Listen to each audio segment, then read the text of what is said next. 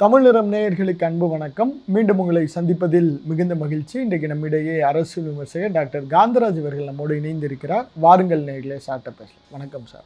Sir, மீண்டும் தமிழகத்தில் இடி ரைடு, அதாவது குறிப்பாக துணை முதலமைச்சர் உதயநிதியை குறிவைத்து இடி ரைடு, அவருடைய நண்பர்களை சுற்றி இடி ரைடு.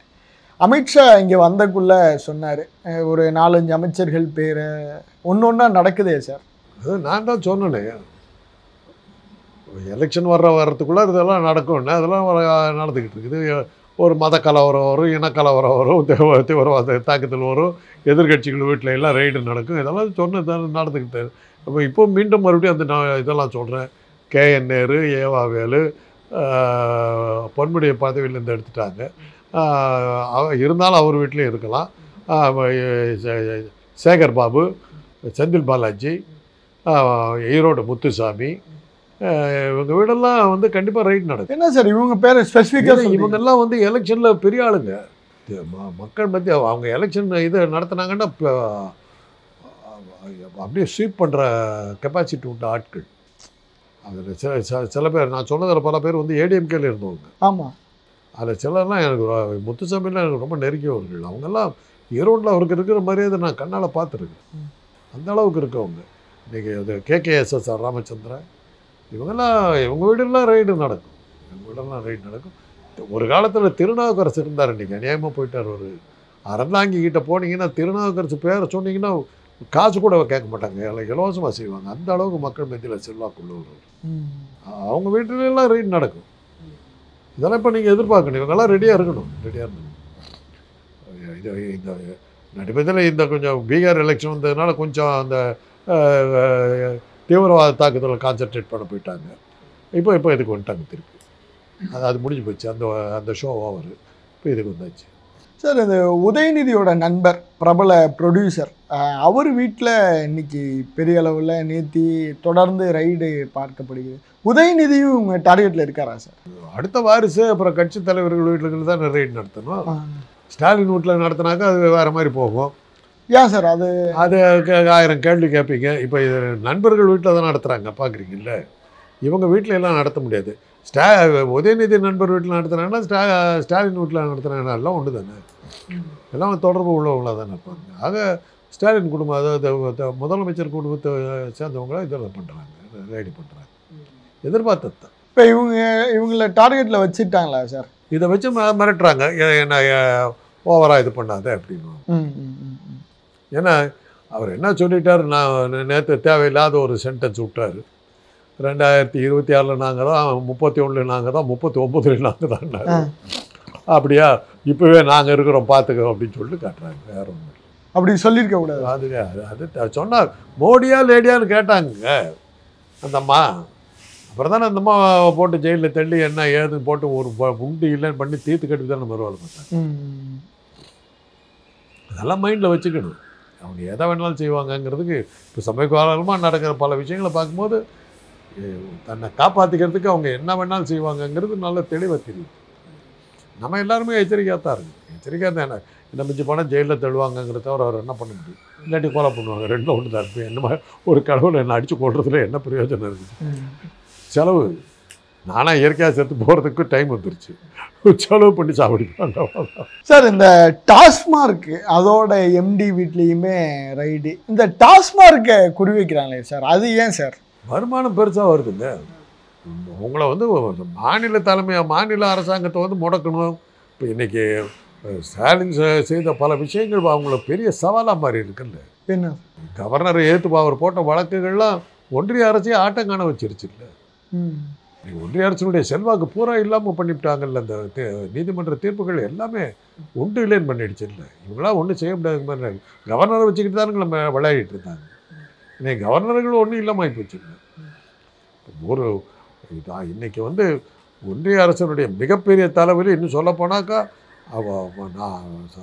டெல்லியவே ஆட்டம் காண வச்சிருக்கிற இது வந்து தமிழ்நாடு சட்டமன்றமாக இருக்குது.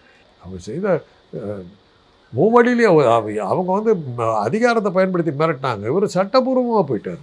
சட்டபூர்வமாக போனதுனால தான் இப்போ மாட்டிட்டு முழிக்கிறாங்க. இப்போ தெலுங்கானாவில் அவர் சந்திரசேகர ராவ் பண்ணார். ஆனால் அவர் வந்து தன்னிச்சையாக பண்ணார். அதுக்கு சட்ட பாதுகாப்பு வாங்கிக்கிறவர். தமிழிசையை வந்து கேவலப்படுத்தி வெளியமிச்சார். ஒரு கவர்னர் வந்து இதை விட கேவலப்படுத்த முடியாது, அந்த அளவுக்கு தெலுங்கானா கவர்னர் அந்த தமிழிசை அவ்வளோ கேவலப்படுத்தி வெளியமிச்சார். ஆனால் அது அவருக்கு சந்திரசேகர ராவ் போனதுக்கு அப்புறம் அது செல்லாமல் போயிடுது. பட் ஸ்டாலின் விஷயத்தில் அப்படி இல்லை. அவர் சட்டபூர்வமாகவே போராடி அந்த எல்லாம் இந்த தீர்ப்புகளை வாங்கிவிட்டார். இன்றைக்கி எந்த கவர்னரும் ஒன்றும் செயல்பட முடியாமல் நின்று போச்சு இல்லை. அதுதானே பெரிய விவகாரம். அதனால தான் விட்டா இவங்க ஒன்றிய அரசே இல்லாமல் பண்ணிவிடுவாங்கங்கிற அளவுக்கு போயிடுச்சு இல்லை. ஏறத்தாழ இன்றைக்கி இராணுவம் மாத்திரம் கையில் இல்லைன்னா அவங்கள அமலாக்கத்துறை ஒன்று வச்சுக்கிட்டு இருக்காங்க. நீதிமன்றங்கள் காலை பெருசாக வாரிடுச்சு இல்லை.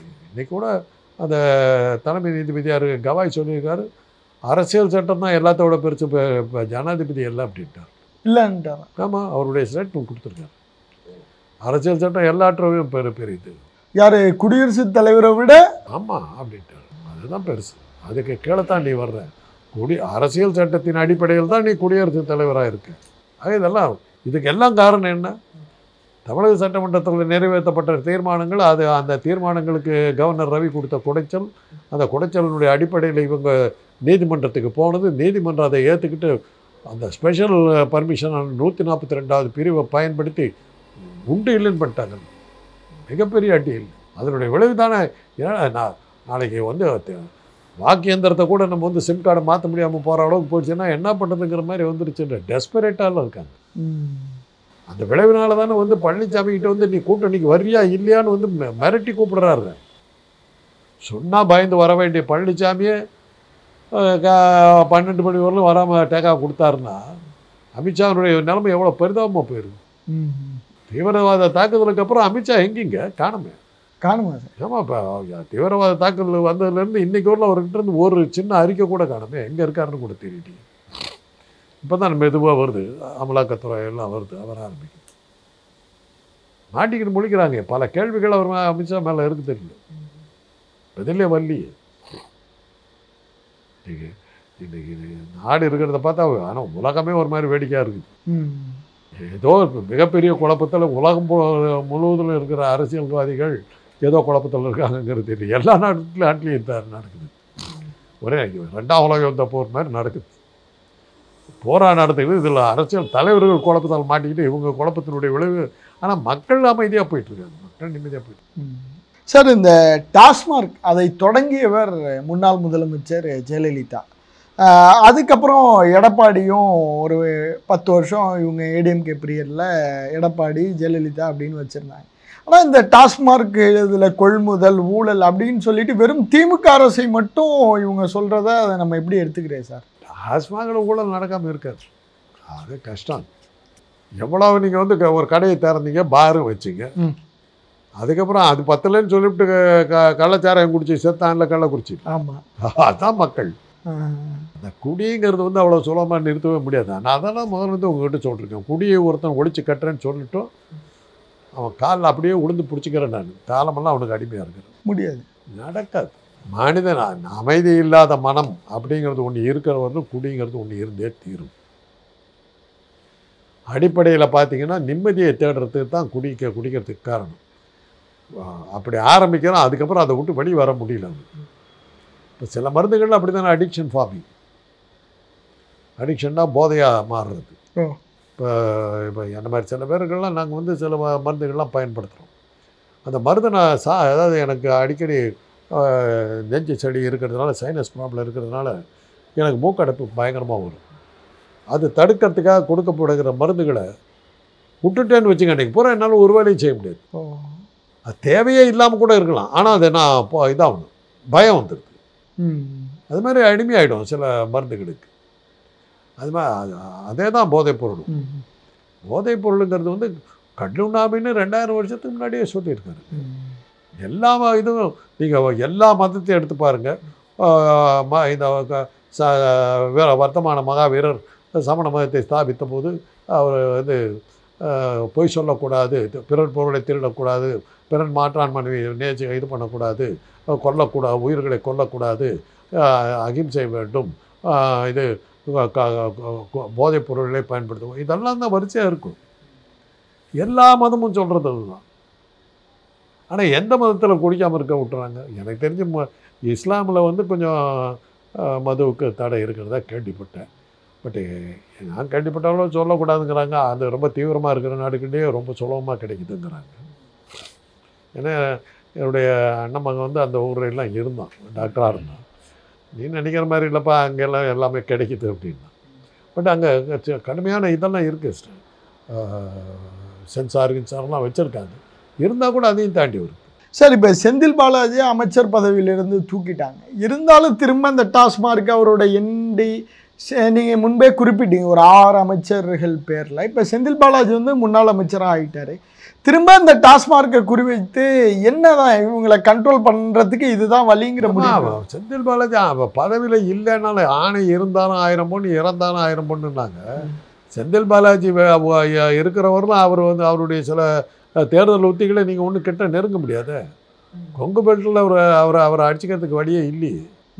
அதனால தானே திருப்பி அவரை ஏன் தாக்குறாங்க, அவர் ஏன் பிடிக்கிறாங்க? அத்தனை அந்த 3%காரன் அத்தனை பேரும் என்னத்துக்கு செந்தில் பாலாஜி மேலே அப்படி குறி வைக்கிறாங்க? ஏன் ஸ்டாலின் அவர் வந்து அவர் அதிமுக இருந்தபோது செந்தில் பாலாஜி எவ்வளோ தாக்கி பேசியிருக்காங்க. காரணம் என்ன? அவ்வளோ அப்படிப்பட்ட ஒரு செயல் வீரர் அந்த ஆள். அவரால் மக்களை வந்து எப்படி வேணாலும் வளர்ச்சி இழுத்துக்கிட்டு போக முடியும். தேர்தல் விற்பனர். அதனால தான் அவரை வந்து குறி வச்சு தாக்குறாங்க. வேறு எந்த ஆளுக்கு இது அதுலேருந்து என்ன தெரியுது? செந்தில் பாலாஜியினுடைய சக்தி நமக்கு விளங்குது. பதவியில் இல்லைன்னா கூட பயந்து நடுக்குது இல்லை, பாஜக நடுக்குது இல்லைப்பா, அதிமுக நடுக்குது இல்லை. அந்த அளவுக்கு சக்தி வாய்ந்த மனிதர். அதுதான் அர்த்தம் அதுக்கு. சார், இப்போ இந்த டெல்லியில் நடந்துச்சுல சார், மதுபான ஊழல் வழக்கு அப்படின்னு போட்டு அரவிந்த் கெஜ்ரிவால், மணிஷ் சிசோடியா அவங்களெல்லாம் கைது பண்ண, அதே மாதிரி அதே ஃபார்முலாவை தமிழகத்திற்கு பயன்படுத்துகிற மாதிரி சொல்கிறாங்களே.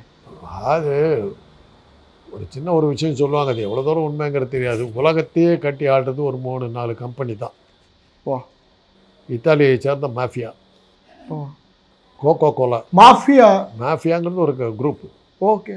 போதைப்பொருள் கடத்தல், போதைப்பொருள் விற்றல், இது தான் அவங்க வேலை, மாஃபியா. அது இத்தாலியில் தலைநகரம். கோகோ கோலா அமெரிக்காவில் அட்லாண்டாவில் இருக்குது.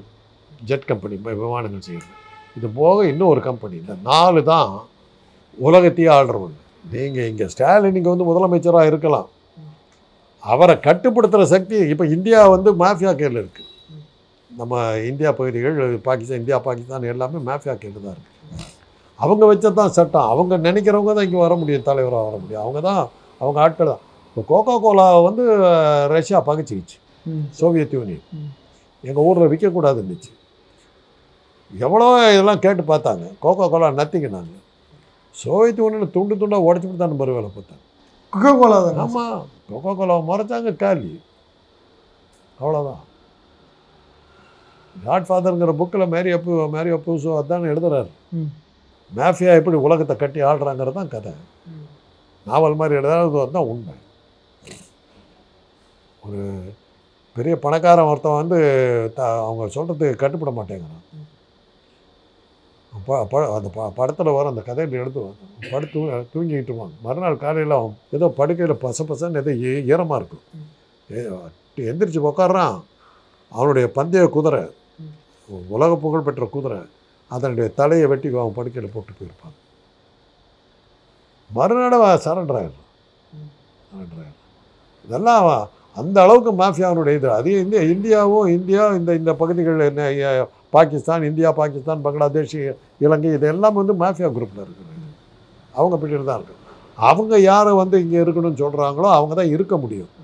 இது இவங்களுக்கு நேரடியாகவே அவங்களுக்கு தொடர்பு வராது. அவங்க ஏஜென்ட்டுக்கு அங்கங்கே வேலை செய்வாங்க. இப்போ டாஸ்மாகெல்லாம் வந்து நம்ம மாஃபியா கையில் தான் இருக்குது. டாஸ்மாக்கு சப்ளை பண்ணுறது யாருன்னு பார்த்தீங்கன்னா உத்தரப்பிரதேசத்தில் இருக்கிற மோகன் மீக்கன் புரூவர் தான் அதை சப்ளை பண்ணுறாங்க. அதனுடைய இது சேர்ந்தவங்க தான் விஜய் மல்லையாவெல்லாம் ஒரு குரூப்பு. எல்லாருமே மதுபானத்தை இவங்க தான். எல்லாம் மாஃபியாக்கள் இருக்கும். டாஸ்மாக் ஊழல்னாக்கா அங்கே உத்தரப்பிரதேசத்தில் இருக்கிற மோகன் மீக்கன் கம்பெனி சொல்கிறது தான் இவங்க செஞ்சாகும். ஆனால் அந்த ஊழல்லாம் யாரும் நிறுத்த முடியாது. இந்த ரெய்டே வந்து அதை அவரே சொல்லியிருப்பார், அதை கொஞ்சம் போய் ரைடு பண்ணுங்கன்னு கூட சொல்லியிருக்கோம். ஆனால் இதெல்லாம் வச்சு பார்க்கும்போது இந்த ஜெட்டு கம்பெனி அதே மாதிரி அவங்க இது வந்து அவங்கக்கிட்ட வந்து அமெரிக்கா இது போன்ற நாடுகள்லாம் அவங்க கையில் இருக்கு. மொத்தமே 4 தான். எல்லோரும் உலக புகழ் பெரும் பணக்காரர்கள் அத்தனை பேரும் அவங்களுக்குள்ள தான் இருக்காங்க. இதுதான் இது சொல்லும்போது சொல்லுவாங்க, பொருளாதார நிபுணர்கள் அரசியல் இவங்கெல்லாம் சொல்லுவாங்க, கோகோ கோலா கிட்ட முறைச்சிக்க. நம்ம இந்தியா முறைச்சது கோகோ கோலா கிட்ட 7-7 கொண்டு வந்தாங்க. ஃபெர்னாண்டஸ் அதை இது பண்ணார். ஆமாம். அதுக்கப்புறம் அவங்கள காணாமல் அடிச்சுட்டு தான் மறுவேளை பார்த்தா. அதுக்கப்புறம் கோகோ கோலா வந்துருச்சு, ஒன்றும் நிறுத்த முடியல.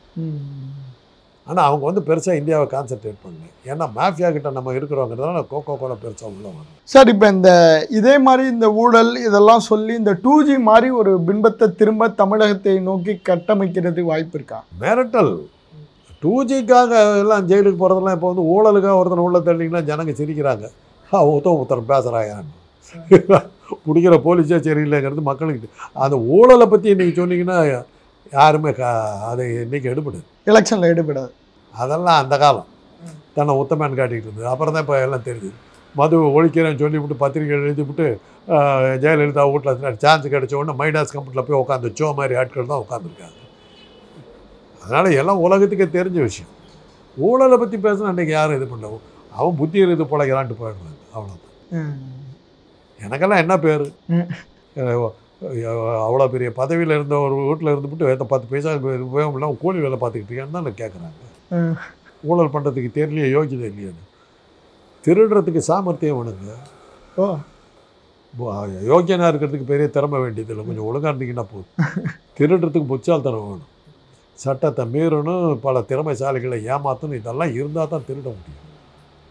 அது திருடுறதுக்கு ரொம்ப புத்தி கூர்மை இருந்தால் தான் திருட முடியும். அந்த அளவுக்கு புத்தி இல்லைன்னு அர்த்தம் எனக்கு.